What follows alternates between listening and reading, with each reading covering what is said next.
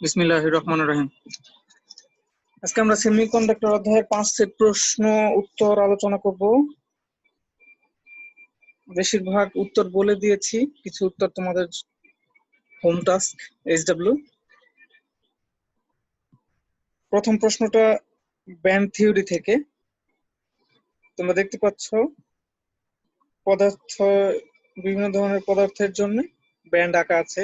Conductor অর্থাৎ পরিবাহীর জন্য ব্যান্ড, ভ্যালেন্স ব্যান্ড অর্থাৎ যোজন ব্যান্ড, কন্ডাকশন ব্যান্ড অর্থাৎ পরিবহন ব্যান্ড আঁকা আছে। প্রত্যেক ধরনের পদার্থের জন্য আঁকা আছে। সেমিকন্ডাক্টরের জন্য বা অর্ধপরিবাহীর জন্য, ইনসুলেটর বা অপরিবাহীর জন্য ব্যান্ড আঁকা আছে।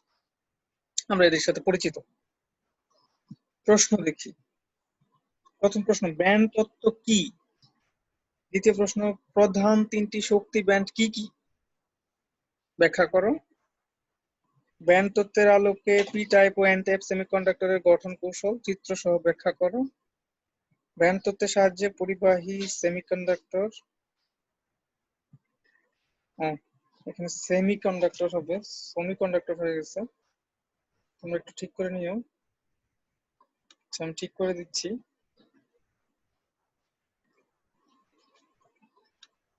সেমিকন্ডাক্টর হবে। ওকে, সেমিকন্ডাক্টর ও অপরিবাহী পদার্থের আচরণ চিত্র সহ ব্যাখ্যা করো। ব্যান্ড তত্ত্ব। ব্যান্ড তত্ত্ব হচ্ছে যে তত্ত্ব বস্তুতে ইলেকট্রনের অনুমোদিত শক্তি ব্যান্ডগুলোকে প্রকাশ করে। অনুমোদিত শক্তি ব্যান্ডগুলোকে প্রকাশ করে, যার মধ্যে রয়েছে নিষিদ্ধ ব্যান্ড। শক্তি ব্যান্ডগুলোর মাঝে রয়েছে নিষিদ্ধ ব্যান্ড, তাকে ব্যান্ড তত্ত্ব বলে। আবার বলতেছি, যে তত্ত্ব স্ফটিকে বা বস্তুতে ইলেকট্রনের অনুমোদিত শক্তি ব্যান্ডগুলোকে প্রকাশ করে, যার মধ্যে নিষিদ্ধ ব্যান্ড থাকে, তাকে ব্যান্ড তত্ত্ব বলে।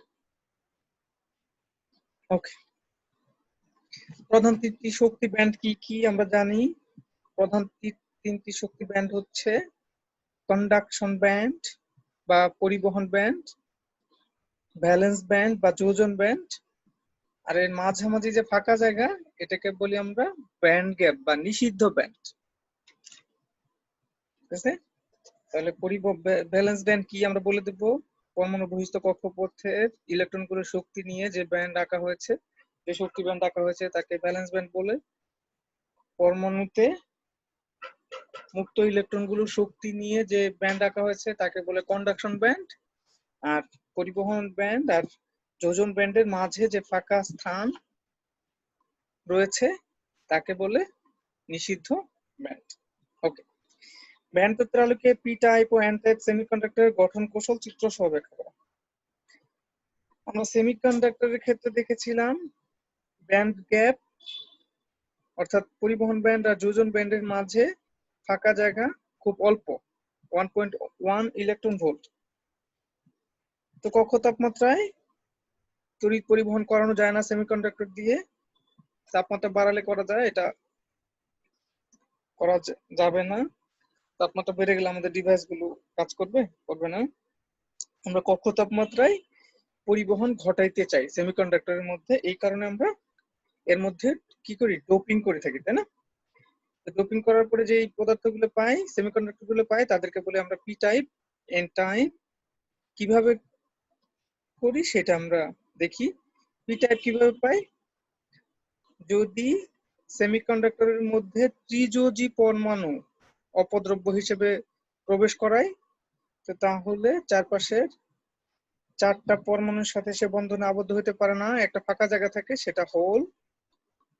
তাহলে কি হয়, আগের তুলনায় এই সেমিকন্ডাক্টরের মধ্যে হোলের সংখ্যা বেড়ে যায়। কক্ষ তাপমাত্রায় হোলের সংখ্যা বেড়ে যায়, ইলেকট্রনের তুলনায় হোলের সংখ্যা বেড়ে যায়। আর যদি আমরা সেমিকন্ডাক্টরের মধ্যে পঞ্চযোজী অপদ্রব্য পরমাণু প্রবেশ করায়, আর্সেনিক, এখানে প্রবেশ করেছিলাম গ্যালিয়াম, আর এখানে আর্সেনিক প্রবেশ করানো হয়েছে। আর্সেনিক পঞ্চযোজী, 5টা ইলেকট্রন চারপাশে আছে বহিস্থ কক্ষপথে, তাহলে একটা ইলেকট্রন বেশি মুক্ত ইলেকট্রন পাওয়া গেছে। তাহলে কক্ষ তাপমাত্রায় আগের তুলনায় একটা ইলেকট্রন বেশি। এভাবে অনেকগুলো পরমাণু যদি যুক্ত করি তাহলে অনেকগুলো বেশি ইলেকট্রন পাওয়া যাবে। এই জন্য আগের যে সেমিকন্ডাক্টর ছিল এই অপদ্রব্য মেশানোর পরে কক্ষ তাপমাত্রায় ইলেকট্রনের সংখ্যা বেড়ে গেছে হোলের তুলনায়। আমরা জানি কক্ষ তাপমাত্রায় কিছু হোল থাকে, কিছু ইলেকট্রন থাকে। তাহলে আমরা সেমিকন্ডাক্টরের মধ্যে, বিশুদ্ধ সেমিকন্ডাক্টরের মধ্যে ত্রিযোজী পরমাণু মিশিয়ে পি টাইপ তৈরি করি, আর পঞ্চযোজী পরমাণু মিশিয়ে পরমাণু যুক্ত করে এন টাইপ তৈরি করি। ইলেকট্রন বেড়ে গেছে এই জন্য এর নাম এন টাইপ দেওয়া হয়েছে। ওকে, তারপরে প্রশ্নটা কি ছিল? ব্যান্ড তত্ত্বের সাহায্যে পরিবাহী সেমিকন্ডাক্টর ও অপরিবাহী পদার্থের আচরণ চিত্র সহ ব্যাখ্যা করা। ব্যান্ড তত্ত্বের সাহায্যে এসব আমরা দেখেছিলাম। আমরা জানি ব্যান্ড তত্ত্বের আলোকে কন্ডাক্টর অর্থাৎ পরিবাহী, সেমিকন্ডাক্টর অর্ধপরিবাহী, ইনসুলেটর অপরিবাহী, এদের অবস্থা এরকম হয় যে ব্যান্ড তত্ত্বের ব্যান্ডের চেহারা দেখতে। দেখা যায় পরিবাহীর ক্ষেত্রে যে সমস্ত ইলেকট্রন ভ্যালেন্স ব্যান্ডে আছে বা যৌজন ব্যান্ডে আছে তারা এই পরিবহনে অংশগ্রহণ করে, অনেকেই অংশগ্রহণ করতে পারে। অর্থাৎ পরিবাহীর মধ্যে যোজন ব্যান্ড আর পরিবহন ব্যান্ড পার্থক্য করা যায় না, মাঝে কিছু অংশ ওভারল্যাপ করে আছে, পার্থক্য করা যাচ্ছে না। কিন্তু সেমিকন্ডাক্টরের ক্ষেত্রে দেখা যাচ্ছে যে কক্ষ তাপমাত্রায় ভ্যালেন্স ব্যান্ড বা যোজন ব্যান্ড পূর্ণ আছে, কিন্তু পরিবহন ব্যান্ড ফাঁকা বা প্রায় ফাঁকা। এর মাঝামাঝি গ্যাপ 1.1 ইলেকট্রন ভোল্ট। যদি বাইরে থেকে তাপ দেওয়া হয় তাহলে কিছু ইলেকট্রন আমাদের পরিবহন ব্যান্ডে চলে আসে, কিছুটা পরিবহনে সহায়তা করে। যদি এর মধ্যে দিয়ে তড়িৎ পরিবহন ঘটাইতে চাই তাহলে তখন সে এলাও করবে, পরিবহনে সহায়তা করবে। কিন্তু ইনসুলেটর অর্থাৎ অপরিবাহীর ক্ষেত্রে দেখা যায় ব্যান্ড গ্যাপ অনেক বেশি, নিষিদ্ধ ব্যান্ড অনেক বড়। আমরা পড়েছিলাম প্রায় 15 ইলেকট্রন ভোল্ট, বিশাল বড় একটা পার্থক্য এই গ্যাপ দুইটা এনার্জি ব্যান্ডের মধ্যে থাকে। এই জন্য একে বাইরে থেকে তাপ দিলেও অতটা তাপ দেওয়া যায় না যে পরিমাণ তাপ দিলে একটা ইলেকট্রন যোজন ব্যান্ড থেকে পরিবহন ব্যান্ডে যাইতে পারে। ঠিক আছে, তাহলে কক্ষ তাপমাত্রায় পরিবাহীতে যথেষ্ট পরিমাণ যোজন ইলেকট্রন কন্ডাকশনের জন্য রেডি থাকে, পরিবহনের জন্য রেডি থাকে। তার মানে হচ্ছে খুব সহজে তড়িৎ পরিবহন করা যায়। কিছুটা তাপমাত্রা বৃদ্ধি করলে অল্প কিছু ইলেকট্রন সেমিকন্ডাক্টরের ক্ষেত্রে পরিবহনে অংশগ্রহণ করে, আর ইনসুলেটরের ক্ষেত্রে তাপমাত্রা বৃদ্ধি করেও কোনো লাভ হয় না। ওকে, এবার হচ্ছে দ্বিতীয় প্রশ্ন। এখানে দেখতে পাচ্ছ পি টাইপ এন টাইপ দুটো সেমিকন্ডাক্টরকে যুক্ত করা হয়েছে, তাতে এটা ডায়োড হয়ে গেছে, তাই না? পি টাইপ এন টাইপ দুটো যুক্ত করা হলে এটা ডায়োড হয়ে গেছে, রেকটিফায়ার ডায়োড। পি টাইপ অংশটাকে আমরা বলি অ্যানোড আর এন টাইপ অংশটাকে বলি ক্যাথোড। এবার প্রশ্ন দেখি, ডায়োড কি? ডায়োড আমরা জানি যে দুইটি, একটি পি টাইপ ও একটি এন টাইপ সেমিকন্ডাক্টর যুক্ত করে যে ইলেকট্রনিক ডিভাইসটা তৈরি করা হয় সেটা ডায়োড। ডোপিং কেন করা হয়? ডোপিং হচ্ছে পরিবাহিতা বৃদ্ধি করার জন্য, কারণ সেমিকন্ডাক্টর কক্ষ তাপমাত্রায় পরিবহনে সহায়তা করে না। কক্ষ তাপমাত্রায় ইলেকট্রন বা হোল বৃদ্ধি করার জন্য ডোপিংটা করা হয়। যদি আমরা ত্রিযোজী মৌল যুক্ত করি তাহলে তখন হোল সংখ্যা বেড়ে যায় কক্ষ তাপমাত্রায়, এটা পি টাইপ ডোপিং হয়। আর যদি আমরা পঞ্চযোজী মৌল যুক্ত করি তাহলে কক্ষ তাপমাত্রায় ইলেকট্রন বেড়ে যায়। তা আমাদের হোল বা ইলেকট্রন যে কোনো একটা যদি কক্ষ তাপমাত্রায় পেয়ে যায় তাহলে পরিবহনে সুবিধা হয়, পরিবহনে এরা সহায়তা করে। তাহলে ডোপিং এর মাধ্যমে পরিবাহিতা বৃদ্ধি করা হয়। পি টাইপে হোল সৃষ্টি হয়, এন টাইপে ইলেকট্রন পাওয়া যায় কক্ষ তাপমাত্রায়। ওকে, ডিপ্লেশন স্তর তৈরি প্রক্রিয়া আলোচনা করো। এই যে দেখো, আমরা পি টাইপ আর এন টাইপকে যখন যুক্ত করি, মাঝের অংশ একটু ভিন্ন, অন্য এলাকার চাইতে। অন্য এলাকায় হোল আছে, ইলেকট্রন আছে, কিন্তু মাঝের অংশে হোলও নাই, ইলেকট্রনও নাই। এই অংশটা কিভাবে তৈরি হয়? যখন এই পি টাইপ আর এন টাইপ দুটাকে একসাথে যুক্ত করা হলো, এখান থেকে আনা হলো, এখান থেকে আনা হলো, বাস্তবে এরকম করা হয় না। তোমরা এরকম বলবা যে দুটা, একটা পি টাইপ একটা এন টাইপ সেমিকন্ডাক্টরকে যখন যুক্ত করা হয়, তখন হোল আর ইলেকট্রন একে অপরকে নিষ্ক্রিয় করে দেয়। যেহেতু বিপরীতধর্মী, কি করবে? একটা একটাকে নিষ্ক্রিয় করে দিবে। তো হোল মানে কি? ইলেকট্রন এখানে থাকার কথা ছিল, তো ইলেকট্রন থাকলে তো সে খুশি। তাহলে এই ইলেকট্রনটা এসে কি করবে? এখানে তো ইলেকট্রন ছিল, এই ইলেকট্রনটা এসে এখানে যে হোল ছিল, হোলটাকে পূর্ণ করে দিয়েছে। তো এখানে ইলেকট্রন ছিল, হোলটাকে পূর্ণ করে দিয়েছে। এখানে ইলেকট্রন ছিল, হোলটাকে পূর্ণ করে দিয়েছে। হোলের মধ্যে যখন ইলেকট্রন চলে আসে, তখন নিউট্রাল হয়ে যায়। ওকে, তাহলে দেখা গেছে যে শেষ পর্যন্ত জাংশন মানে সংযোগ স্থলে, জংশন বা সংযোগ স্থলে কি হয়েছে? কিছু চার্জের বিন্যাস সৃষ্টি হয়েছে। চার্জ যদি যে ক্যাপাসিটরের মতো দেখা যাচ্ছে না, পজিটিভ চার্জের একটা লেয়ার, নেগেটিভ চার্জের একটা লেয়ার, তাহলে এখানে ভোল্টেজ ডিফারেন্স, বিভব পার্থক্যের সৃষ্টি হয়েছে। তো এটা হচ্ছে নিঃশেষিত স্তর, মানে চার্জগুলো নিঃশেষ হয়ে গেছে, আর এটা একটা ডিপ্লেশন, বাধার সৃষ্টি করছে। কিভাবে সৃষ্টি হলো? যখন একটা পি টাইপ একটা এন টাইপকে সংযুক্ত করা হলো, তখন ইলেকট্রন হোলকে নিঃশেষ করে দিয়ে, বা ইলেকট্রন হোলগুলোতে গিয়ে এখানে চার্জহীন একটা অবস্থার সৃষ্টি করছে। এন টাইপের অংশে পজিটিভ চার্জ, পি টাইপের অংশে নেগেটিভ চার্জ, মনে রাখবেন। ঠিক আছে? তাহলে এখানে একটা বিভব পার্থক্যের সৃষ্টি হয়েছে। ওকে, লেখচিত্রের মাধ্যমে উদ্দীপকের ডিভাইসটি আইভি চরিত্র বিশ্লেষণ করো। আইভি মানে কারেন্ট ভোল্টেজের পরিবর্তনটা কেমন হয়। আমাদের ডায়োডের ভেতরে ভোল্টেজের পরিবর্তন করলে কারেন্টের কিরকম পরিবর্তন হয় সেটা দেখাইতে বলছে। আমরা জানি ডায়োড ফরওয়ার্ড বায়াস এবং রিভার্স বায়াস পড়েছিলাম, তো ওইটা এখানে আলোচনা করতে বলছে। এখানে জার্মেনিয়ামের জন্য দেওয়া হয়েছে মূলত। তো জার্মেনিয়াম এর জন্য আমাদের এই যে ডিপ্লেশন, যেখানে যে ডিপ্লেশন স্তর, এর ভোল্টেজটা হয় 0.3 ভোল্ট, 0.3 ভোল্ট, ওই 0.23 এরকম ভোল্ট।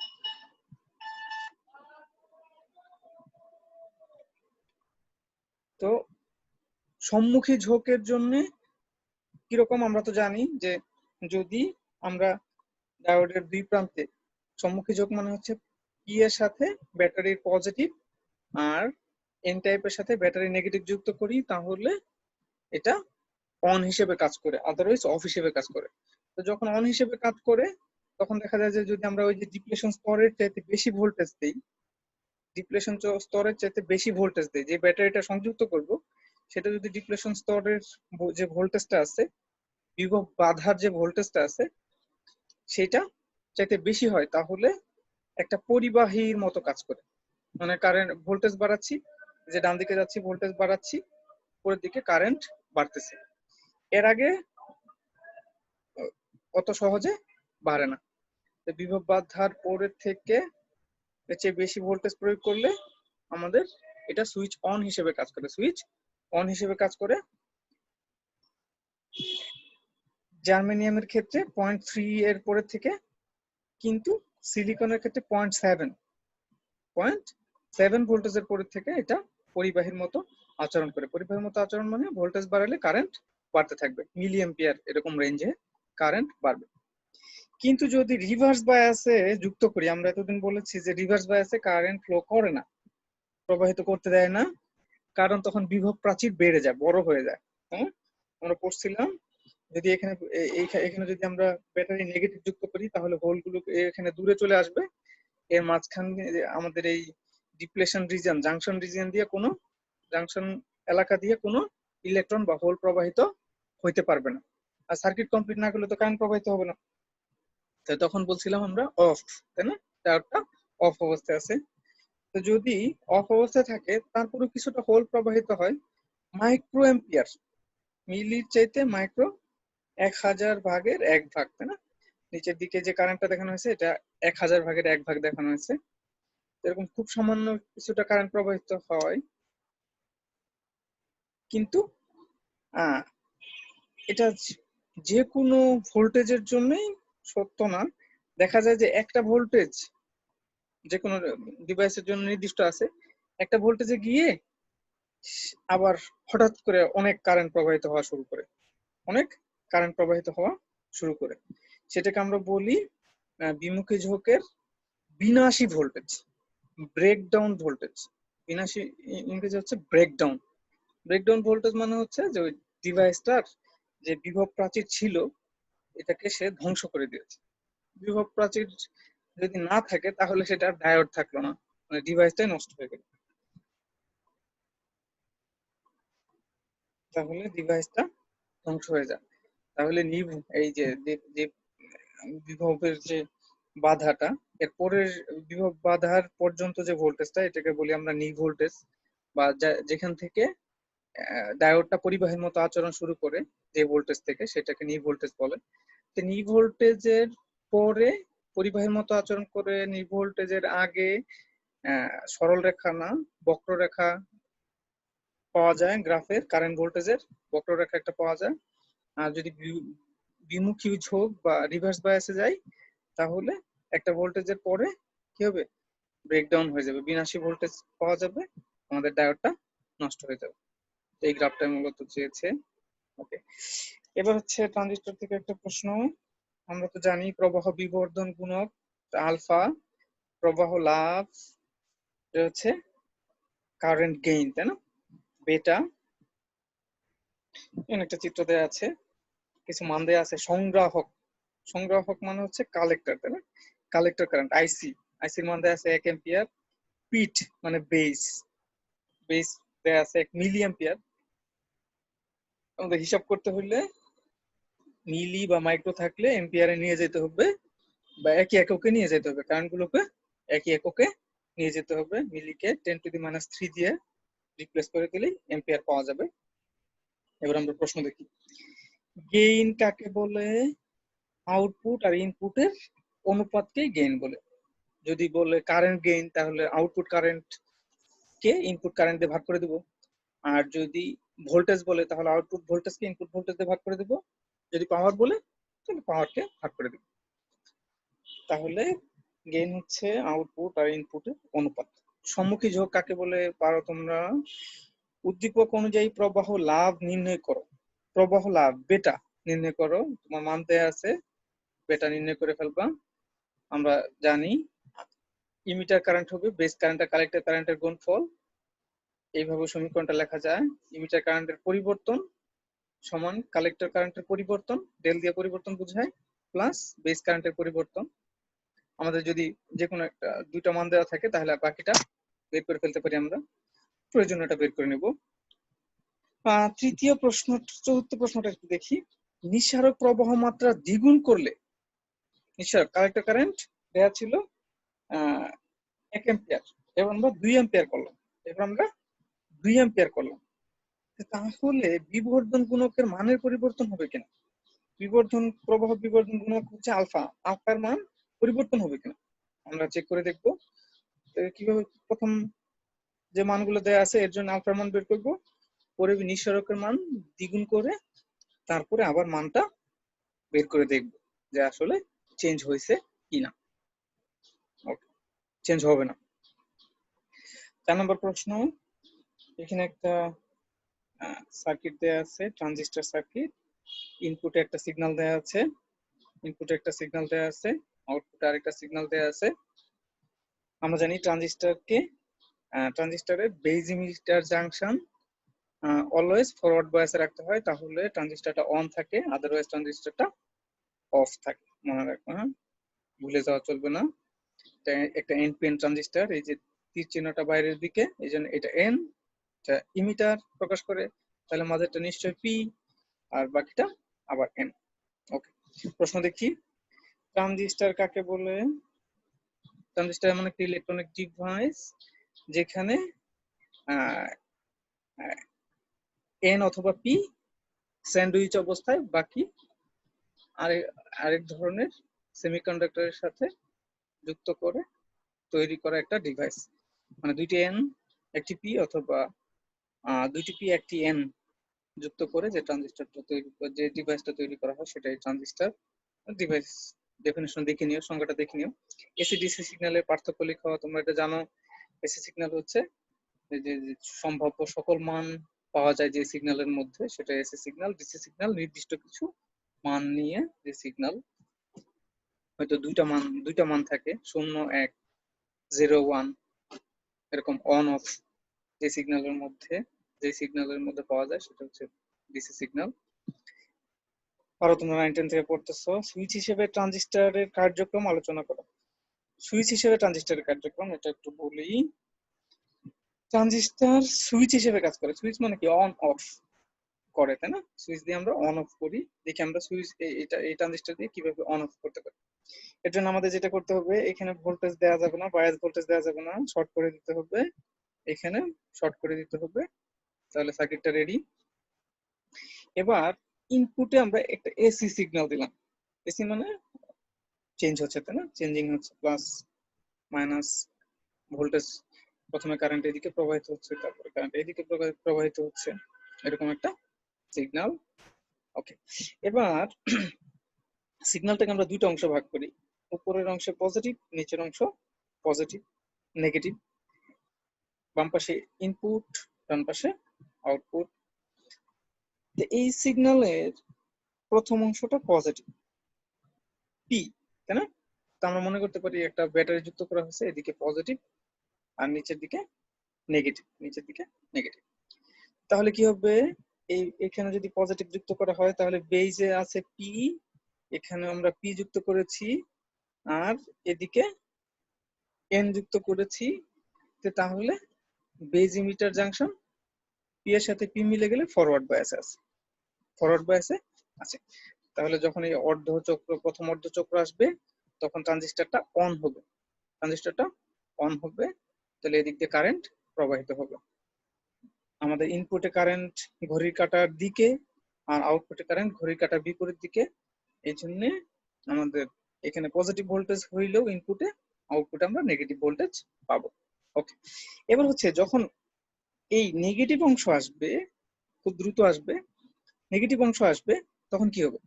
তখন এখানে আর পজিটিভ নয়, তখন এখানে নেগেটিভ, পি এর সাথে নেগেটিভ চলে আসছে আর এন এর সাথে পজিটিভ চলে আসছে। তাহলে কি হবে? বেজ ইমিটার জাংশন রিভার্স বায়াসে চলে যাবে। রিভার্স বায়াসে যদি থাকে তাহলে ট্রানজিস্টরটা অফ। ট্রানজিস্টর অফ হলে আউটপুটে কোনো কারেন্ট পাওয়া যাবে না।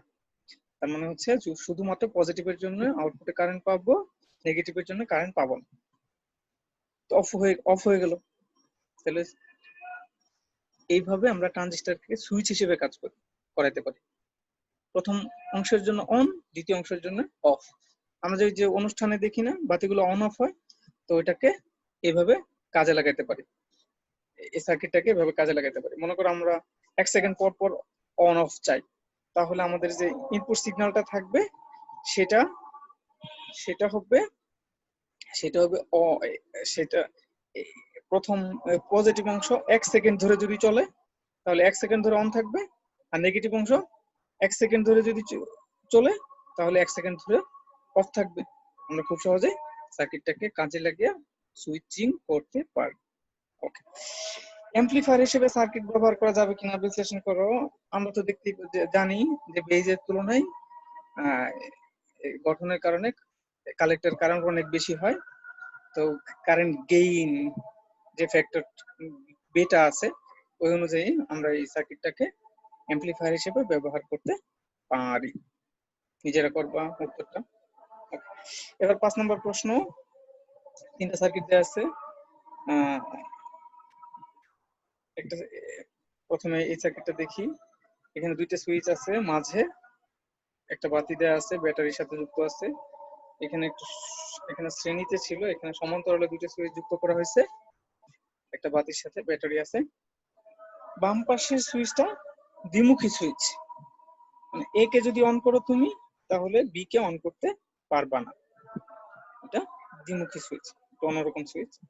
ওকে, প্রশ্ন দেখি, লজিক গেট কি? লজিক গেট কি বা কাকে বলে? লজিক গেট হচ্ছে যে ইলেকট্রনিক ডিভাইস বুলিয়ান অ্যালজেব্রা মেনে চলে, বুলিয়ান অ্যালজেব্রা মেনে চলে তাদেরকে লজিক গেট বলে। যে ইলেকট্রনিক ডিভাইস বুলিয়ান অ্যালজেব্রা মেনে চলে তাদেরকে লজিক গেট বলে। সার্বজনীন গেট আলোচনা করো। আমরা জানি NAND আর NOR গেট হচ্ছে সার্বজনীন গেট। কেন সার্বজনীন গেট? এর মাধ্যমে এন্ড অর নট এসব মৌলিক গেট বাস্তবায়ন করা সম্ভব। আমি একটা দেখিয়ে দিয়েছিলাম, বাকি একটা তোমরা করে দেখবে, ঠিক আছে? উদ্দীপকের বর্তনীগুলো সমতুল্য লজিক গেট নির্ণয় করো। বর্তনীগুলো সমতুল্য লজিক গেট, বর্তনী কোন গেটকে প্রকাশ করে, কোন গেটকে প্রকাশ করতেছে, কোন গেটের কাজকে প্রকাশ করতেছে সেটা তোমাকে জিজ্ঞাসা করছে, আমরা দেখব। আর ঘ নম্বরটা, কোন একটা বর্তনীকে এক্স নরে পরিবর্তন করা সম্ভব, এটা কিভাবে করবা ট্রুথ টেবিল সহ সত্যক সারণী সহ ব্যাখ্যা করতে বলছি, এটা বলে দেব না। গ নাম্বারটা বলে দিচ্ছি, উদ্দীপকে বর্তনীগুলো সমতুল্য লজিক গেট নির্ণয় করো। আমি একটা দেখাই দিচ্ছি, বাকিটা পারবো। আমরা মাঝের যে সার্কিটটা ছিল সেটা নিয়েছি, মাঝের গেটের ট্রুথ টেবিল করার চেষ্টা করি। এখানে এ এ বি তে চিহ্নিত করে নিলাম। প্রথমটাকে এ সুইচ, বি সুইচ, সুইচগুলো আমাদের ইনপুট, আর ওয়াই বাতি এটা হচ্ছে আউটপুট। তো ইনপুট আর আউটপুট এভাবে লিখে নিতে হয়। আমরা জানি সম্ভাব্য যত ধরনের কম্বিনেশন হইতে পারে সবগুলো লিখি আমরা। প্রথমে আমরা 0 দিয়ে তো অফ বুঝাই, 1 দিয়ে অন বুঝাই। প্রথমে দুইটা বাতিকে অফ করে রাখলে 0 0, বি কে অন, এ কে অফ, তাহলে 0 1, এ কে অন 1, বি কে অফ 0, দুইটা অন 1 1। আমরা ফলাফল দেখি, দুইটা বা সুইচ যখন অফ, দুইটা সুইচ যখন অফ তখন ব্যাটারি থেকে ইলেকট্রন প্রবাহিত হয়ে, বাতিকে জ্বালাবে, তাহলে আউটপুটে 1 পাওয়া যাবে, এদিকে কোনো কারেন্ট প্রবাহিত হবে না, সুইচের যে অংশটা আছে এদিক দিয়ে কারেন্ট প্রবাহিত হবে না। এবার একটা সুইচ যদি অন করি তাহলেও এখানে কি থাকবে, ফাঁকা থেকে যাবে, সার্কিট কমপ্লিট করতে পারবে না। তো তাহলে বাতির ভিতর দিয়ে কারেন্ট যেতে হবে, বাতিকে আবার অন করবে, অন্য আরেকটা অন করলেও একই ঘটনা, সার্কিট কমপ্লিট করতে পারবে না, এদিক দিয়ে বাইরে দিয়ে কমপ্লিট করতে হবে, বাতিকে জ্বালাবে। এবার যদি দুইটাকেই অন করি, এ কে অন করি, বি কে অন করি, তাহলে দেখা যায় যে বাতির তুলনায় এই সুইচের মধ্যে রোধ নাই বললেই চলে, যেদিক দিয়ে রোধ কম সেদিক দিয়ে কারেন্ট চলে যাবে। তো বাতির তো অনেক রোধ আমরা পড়ছিলাম, তো 100 ওয়াটের বাতি কত রোধ পড়ছিলাম, স্কয়ার বাই আর দিয়ে প্রকাশ করছিলাম। ওকে, এখন তাহলে এর মধ্যে দিয়ে সমস্ত কারেন্ট প্রবাহিত যদি হয় তাহলে বাতির মধ্যে দিয়ে কোনো কারেন্ট প্রবাহিত হবে না, মানে যখনই দুইটা সুইচ অন আছে তখনই আমাদের আউটপুট শূন্য। এবার আমরা মিলিয়ে দেখি আমাদের যে সার্কিট গুলো ছিল, গেট গুলো ছিল কোনটার সাথে মিলে যায়। এন্ড গেট ছিল যে দুইটা অন হইতে হবে, আর তাহলে আমাদের বাতি জ্বলবে, আদারওয়াইজ বাতি জ্বলবে না, অফ থাকবে। ন্যান্ড ছিল এন্ড এর বিপরীত, তাই না? যদি দুইটা অন থাকে তাহলে বাতি অফ থাকবে, আদারওয়াইজ জ্বলে যাবে।